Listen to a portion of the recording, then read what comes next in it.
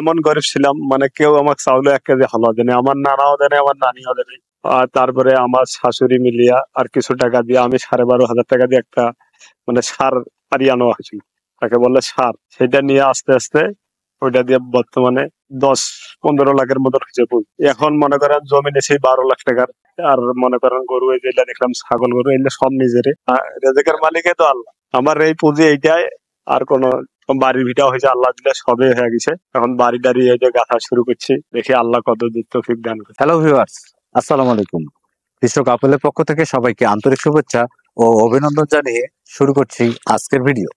তবে ভিডিও শুরুতেই বলে রাখি, সবাই লাইক, কমেন্ট এন্ড শেয়ার করে পাশে থাকবেন। সেই সাথে যারা এখনো সাবস্ক্রাইব করেননি অবশ্যই সাবস্ক্রাইব করবেন, আর যারা যারা ফেসবুকে দেখছেন অবশ্যই ফলো করে পাশে থাকবেন। তোতাপুরি ও হরিয়ানা ছাগল খামার একটি লাভজনক ব্যবসা।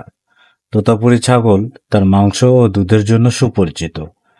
তোতাপুরি ছাগল দ্রুত বেড়ে ওঠে এবং এদের রোগ প্রতিরোধ ক্ষমতা অনেক ভালো।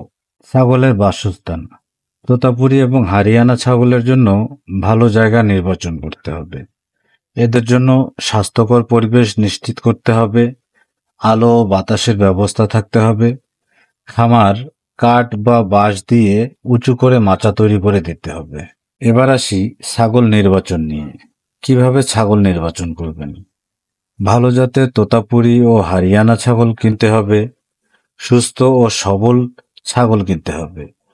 প্রজননক্ষম ছাগল নির্বাচন করতে হবে। এরপর ছাগলকে কি খাওয়াবেন?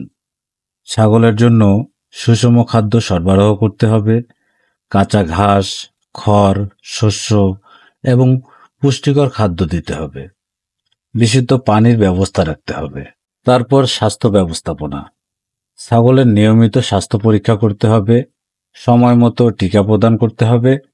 রোগাক্রান্ত ছাগলকে আলাদা করে রাখতে হবে। তোতাপুরি ছাগল বড় আকারের হয়ে থাকে। এই ছাগলের ওজন বিভিন্ন বিষয়ের উপর নির্ভর করে, যেমন বয়স, লিঙ্গ, খাদ্যাভ্যাস ও বংশগতি।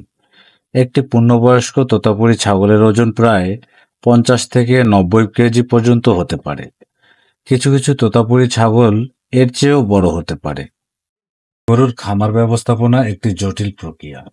এটি সফলভাবে পরিচালনার জন্য অনেকগুলো বিষয় বিবেচনা করতে হয়। খামারের লক্ষ্য পরিষ্কারভাবে নির্ধারণ করতে হবে। আপনি কি দুধ উৎপাদনের জন্য, মাংস উৎপাদনের জন্য, নাকি উভয় উদ্দেশ্যে খামার করতে চান? বাজারের চাহিদা ও সরবরাহ সম্পর্কে ভালোভাবে জানতে হবে। খামার স্থাপনের জন্য প্রয়োজনীয় অর্থের উৎস নির্ধারণ করতে হবে।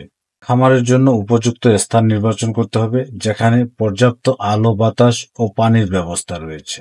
গরুর বাসস্থান পরিষ্কার পরিচ্ছন্ন রাখা খুব জরুরি। নিয়মিত গোবর ও আবর্জনা পরিষ্কার করতে হবে। গরুর ঘরে পর্যাপ্ত আলো ও বাতাস চলাচল নিশ্চিত করতে হবে। গরুর জন্য আরামদায়ক পরিবেশ তৈরি করতে হবে, যাতে তারা সুস্থ থাকে। ভিউয়ার্স, এতক্ষণ আমরা দেখলাম যে রতন ভাইয়ের গরুর খামার প্লাস সাথে ছাগলের খামার। এখানে কি কি জাতের গরু আছে আর কি কি জাতের ছাগল আছে আমরা রতন ভাইয়ের কাছ থেকে একটু শুনে নেব। ভাই, আসসালামু আলাইকুম। ভালো আছেন ভাই? হ্যাঁ ভাই, ভালো আছে। আপনার খামারে তো দেখলাম যে এক সাইডে গরু আর এক সাইডে আপনি ছাগল পালন করতেছেন।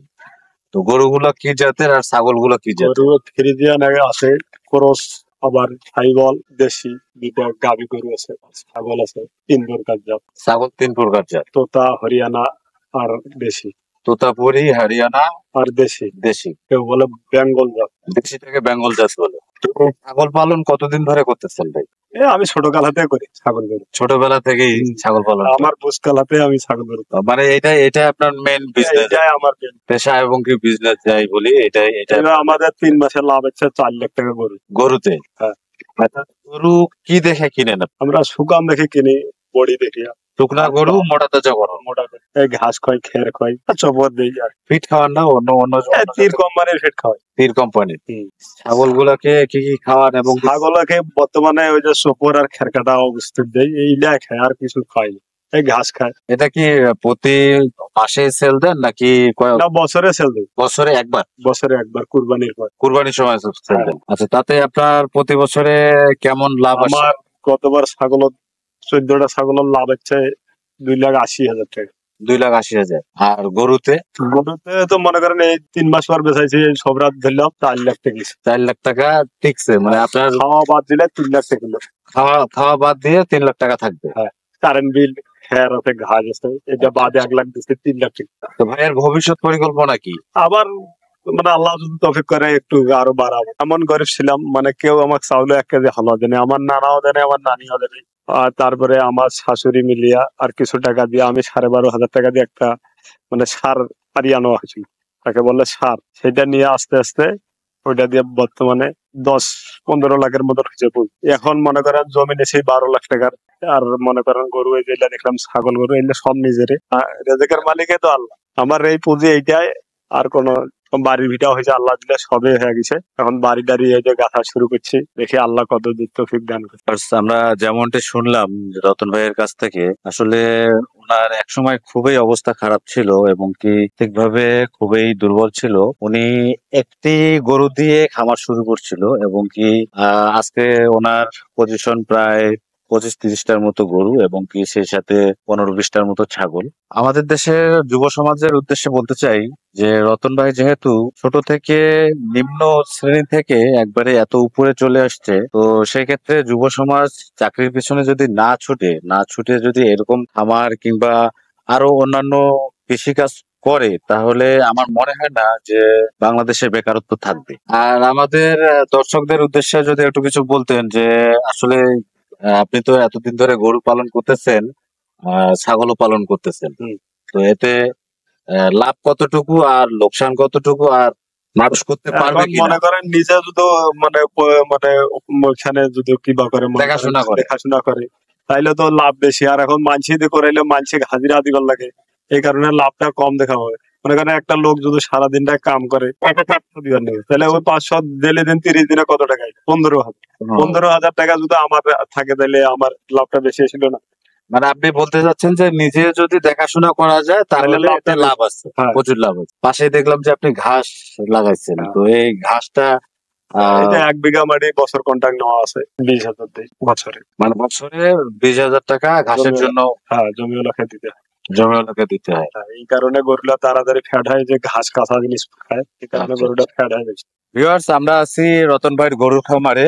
গরু এবং ছাগল উভয় দুটাই আছে, একদিকে গরু আছে একদিকে ছাগল আছে। তো এই রতন ভাই গরুর খামার আর ছাগলের খামার ছোটবেলা থেকেই করে আসে, ওনার বোঝার বয়স থেকে এখন পর্যন্ত করে আসতেছেন। তো খামারে এসে আমরা যতটুকু দেখলাম যে খামারের পরিবেশ অনেক ভালো এবং এই খামার থেকে উনি প্রতি বছরেই প্রায় 15 থেকে 20 লাখ টাকার মতো ইনকাম করে থাকেন। আপনারা যদি কেউ মনে করেন যে এখান থেকে ছাগল, ভালো জাতের উন্নত জাতের ছাগল কিনবেন কিংবা গরু কিনবেন, তাহলে রতন ভাইয়ের নাম্বার নিচে দেওয়া থাকলো, অবশ্যই রতন ভাইয়ের সাথে যোগাযোগ করবেন। এবং রতন ভাই, আমাদের ভিডিও দেখে যদি কেউ গরু ছাগল কিনতে চায় তাহলে সেই ক্ষেত্রে কিছু কম পাবে তো নাকি? কম তো পাবে, কম তো পাবে। কম রাখবেন? কম রাখিব না, নিজে পালি আর কম রাখিব না। শেষ করছে আজকের ভিডিও। যদি ভিডিওটি ভালো লেগে থাকে তবে অবশ্যই লাইক, কমেন্ট এন্ড শেয়ার করবেন, সেই সাথে সাবস্ক্রাইব করতে ভুলবেন না। আর যারা যারা ফেসবুকে দেখছেন অবশ্যই ফলো করে রাখবেন নেক্সট ভিডিও পাওয়ার জন্য। বিদায় নিচ্ছি আজকের মতো, আমি আপেল মাহমুদ। দেখা হবে অন্য কোনো ভিডিওতে অন্য কোনো কৃষি নিয়ে। সবাই ভালো থাকবেন, সুস্থ থাকবেন আর কৃষকদের প্রতি সম্মান রাখবেন, কেননা কৃষকরা এত কষ্ট করে ফসল ফলায় বলেই আজকে আমরা খেয়ে পরে বেঁচে আছি। আল্লাহ হাফেজ।